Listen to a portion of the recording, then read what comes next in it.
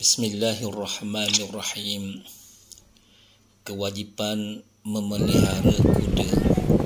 Wa akhraja Abu Abdillah Al-Husain bin Ismail Al-Mahamili an Salman radhiyallahu anhu sami'tu Rasulullah sallallahu alaihi wasallam yaqul ma min rajulin muslimin illa haqqun alaihi an yartabita farasan idza ataqa zalika.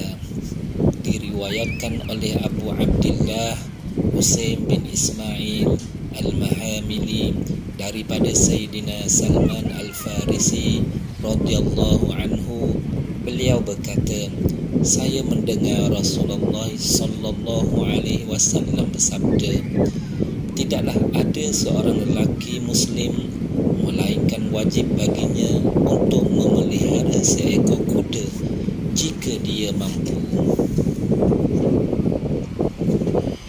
Wa akhraja Ibnu Abi Syaibah wa Ahmad min tariqin Abi Amri Asy-Syaibani radhiyallahu anhu an rajulin minal ansar anin Nabi sallallahu alaihi wasallam qala al-khailu thalathatun farasun yarbituhu ar-rajulu fi sabilillah fathamanuhu ajrun wa ri'ayatuhu ajrun wa 'alafuhu ajrun wa farasun yu'aliku fihi ar-rajulu wa yurahinu fathamanuhu wizrun wa 'alafuhu wizrun wa farasun lil bitnah fa'asa an yakuna syadadan minal faqri insyaallah.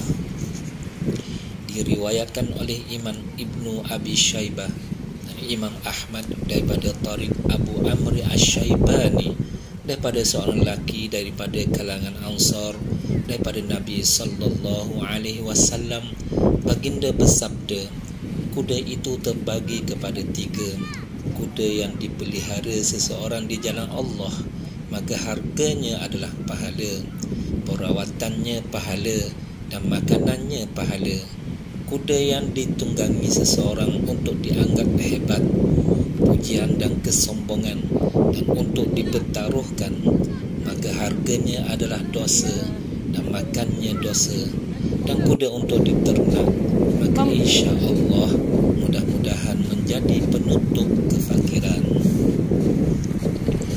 Wa akhraja Ibnu Abi Syaibah wal Bukhari wa Muslim wan Nasa'i an Anas ibn Malik radhiyallahu anhu qala qala Rasulullah sallallahu alaihi wasallam al barakatu fi nawasil khail.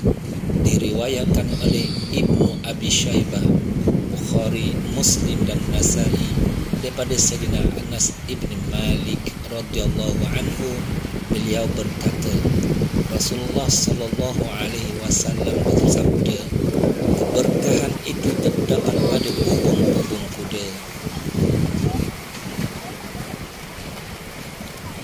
Wa akhrajat Dimyati fi kitabil khail an Zaid bin Thabit radhiyallahu anhu qala sami'tu Rasulullah sallallahu alaihi wasallam yaqul man habasa farasan fi sabilillah kana sitratan minan nar.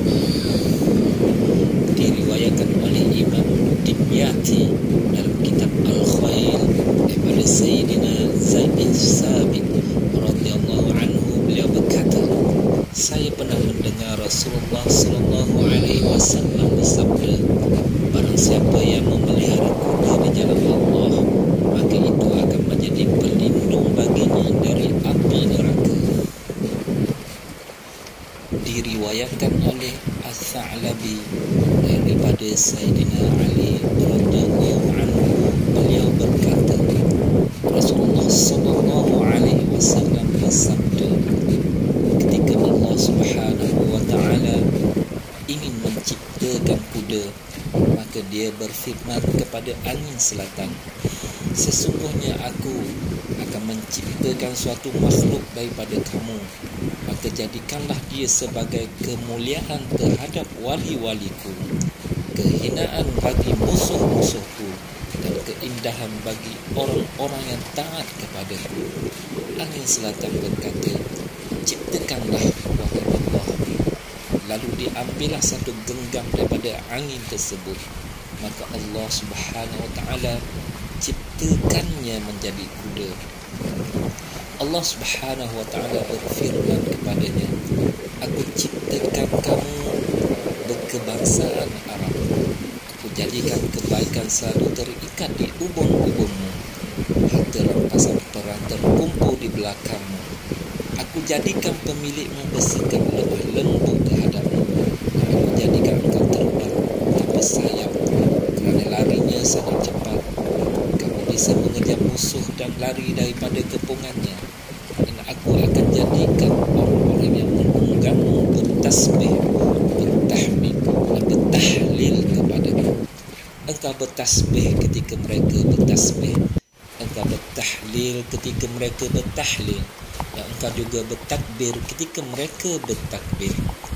Maka Rasulullah sallallahu alaihi wasallam bersabda, tidak ada daripada tasbih, tahmid dan takbir yang dibaca oleh penunggang kuda lalu didengar olehnya, iaitu kuda, kecuali kuda-kuda tersebut juga membaca seperti yang mereka baca.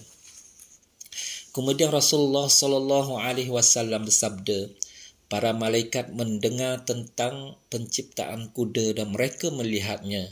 Lalu mereka bertanya, ya Rabb, kami adalah para malaikatmu yang selalu bertasbih, bertahmid kepadamu, maka apa yang kami dapatkan? Maka Allah Subhanahu wa ta'ala menciptakan kuda yang bertelau-telau, iaitu berbelang-belang dengan warna yang lebih muda, bertompok-tompok, dan lehernya seperti leher unta, iaitu panjang. Ketika Allah Subhanahu wa ta'ala menurunkan kuda ke bumi dan kedua kakinya menginjak bumi, maka ia langsung meringkik.